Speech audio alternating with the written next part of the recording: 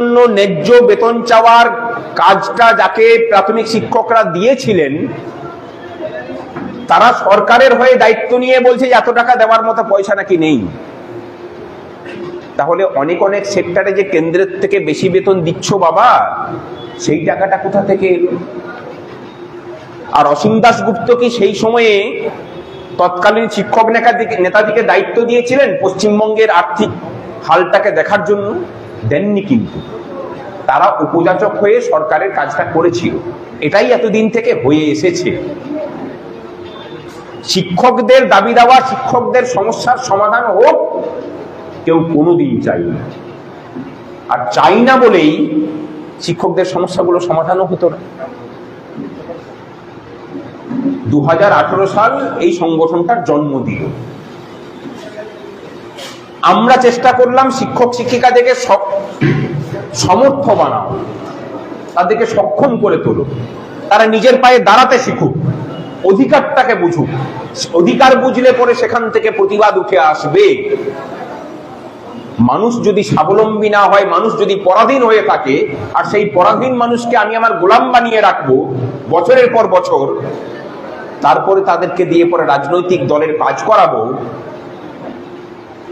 এটা এতদিন হয়ে এসছে বলে এবং প্রাথমিক শিক্ষকরা সব থেকে বেশি এর শিকার হয়েছেন বলে প্রাথমিক শিক্ষকদের দুর্গতি এত বেশি। আপনারা ভাবলে অবাক হবেন, প্রাথমিক শিক্ষকদিকে কোন স্কেল দেওয়া হবে সেটা ঠিক করে দিত হাই স্কুলের সংগঠনগুলো তৎকালীন যুগের। কারণ নিজেদের প্রাথমিক শিক্ষকদের জন্য সেই স্কেল চাওয়া আবার যোগ্যতাটুকুই ছিল না, বুঝতোই না কিছু। কোন নেতাকে জিজ্ঞাসা করুন, রাজনৈতিক দলের যারা নেতা আছে, যে 26/7/2019 এই যে বেতন মানে অর্ডারটা, সেটাকে নোশনালি কেন 1/1/2006 থেকে চাওয়া হচ্ছে? আর 1/1/2006 থেকে যদি চাওয়া হয় তাহলে আমার ফিক্সেশনটা কি হবে? 99% নেতৃত্ব এটা পারবে না বলতে, যদি সে উস্তি না করে। কোন সাধারণ শিক্ষক করে দিতে পারবে না, নেতারা পারবে না। এই জায়গা থেকে দাঁড়িয়ে শিক্ষক শিক্ষিকাদের ভিতর থেকেই নেতৃত্বের জন্ম হলো, কোন প্যারাশুট থেকে আসা নেতৃত্বের জন্ম হয়নি। কিন্তু লড়াই করেই উঠে আসতে হয়েছে আমাদের প্রত্যেককে। লড়াইয়ের ময়দানে আমাদেরকে চিনেছেন। কারো ভাই ভাতিজা হয়ে সম্মেলনের মঞ্চে প্যানেল পাস করে আমাদেরকে চেনাতে হয়নি কাউকে। জল কামান খেতে হয়েছে, গ্রেপ্তার হতে হয়েছে, জামিন অযোগ্য ধারায় কেস হয়েছে, এখন তো বাদ দিন, আলাদা ব্যাপার। আমরা লড়াই করেই আমাদের জায়গাটা পরিচয় করিয়েছি। আমরা এখনো পর্যন্ত কোন নেতা বলে নিজেদেরকে মনে করি না। মনে করি যে আপনাদের সাথে আমাদের কোনো তফাৎ নেই। ওই যে শিক্ষক মশাই বলছিলেন আবেগঘনিত কণ্ঠে, আমি বিশ্বাস করি না ওনার সাথে আমার কোনো তফাৎ আছে বলে। বঞ্চনার জায়গাটাতে তো একই। যে বঞ্চনার শিকার আপনি সেই একই বঞ্চনার শিকার আমি। যে মানুষটার জন্য আপনার বঞ্চনা, সেই একই মানুষের জন্য আমারও বঞ্চনা।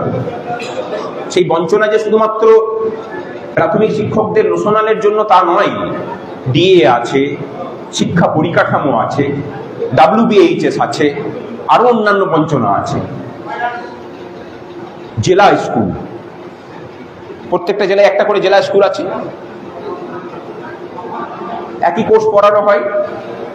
জেলা স্কুলের প্রাথমিক শিক্ষকরা ইএল পান, আপনি পান না? আমরা পাই না।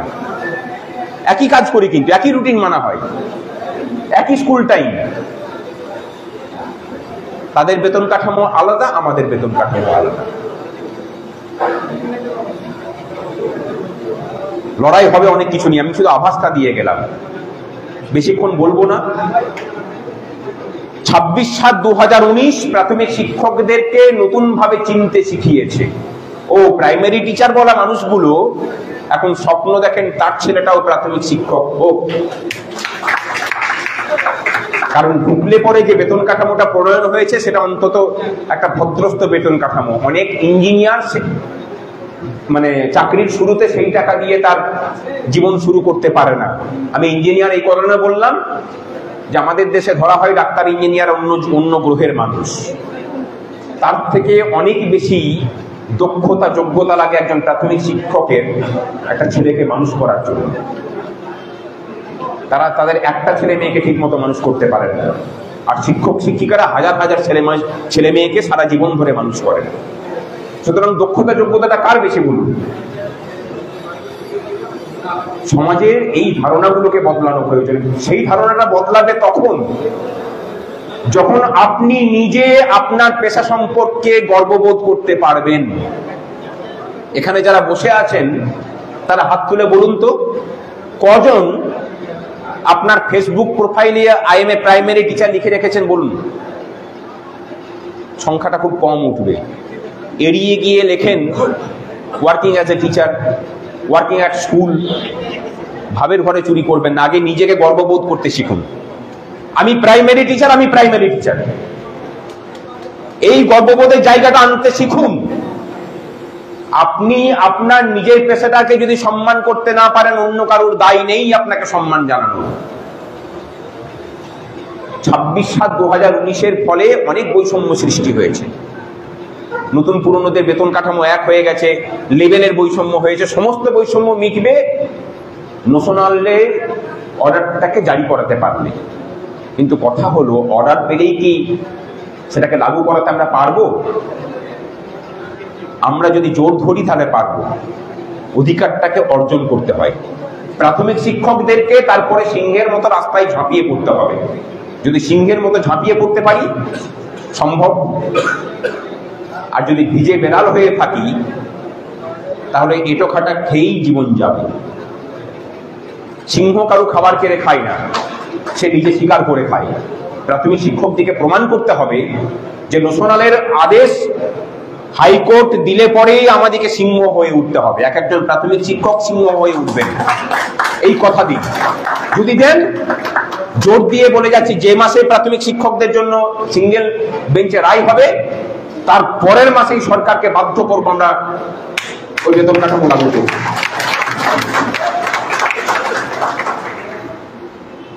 ডিএ একজন প্রাথমিক শিক্ষকের ন্যূনতম 10,000 টাকা লোকসান। কম ব্যাপার নয়, 1,20,000 টাকা। যা দ্রব্যমূল্য বাজারে, তার সাথে বেতনের সাজুজ্য নেই বলে সংসার চালানো অসুবিধা। লড়াইটা চলছে বলেই বিগত 1 বছর ধরে অন্তত পক্ষে 15% আদায় করা সম্ভব হয়েছে। ডিএ নামক বস্তুটাকে পশ্চিমবঙ্গ থেকে নির্বাসন দেওয়া হয়েছিল, কোনো ইস্যুর মধ্যেই ছিল না। আমরাও পথে ঘাটে ডিএ চাই বলতে লজ্জা পেতাম। এখন ডিএটা পশ্চিমবঙ্গে বড় ইস্যুর মধ্যে একটা ইস্যু। এটাই আপনাদের সাফল্য। আপনারা লড়াইটা করেছেন বলে ডিএটা ইস্যু হয়ে উঠেছে। এখন আর বলতে লজ্জা লাগে না। বকেয়া আছে, এটা আমার অধিকার, এটা আমি চাই। রাস্তাঘাটে চায়ের দোকানে 2-4টে অশিক্ষিত মানুষ কি বললেন না বললেন ওটা বাদ দিন, আর কোনাল ঘোষেদের মতো আরো অর্ধশিক্ষিত মানুষ কি বলবেন সেটাকেও বাদ দিন। ডিএটা অধিকার, ওটাকে অর্জন করেই আমরা ছাড়ব। সুপ্রিম কোর্টে মামলার প্রস্তুতি চলছে, ওই মামলাও জিতবো, ন্যাশনালের মামলাও জিতবো। ন্যাশনালের মামলা বেশি দিন আর সময় লাগবে না। আমরা শুধু সরকারের মুখাপেক্ষী হয়ে থাকি না বলেই WBHS চাই বলে বসে থাকিনি। WBHS এর দাবি তো 2019 সাল থেকে আমরা করে আসছি। একাধিক আন্দোলন হয়েছে, জেলে গেছি আমরা। যখন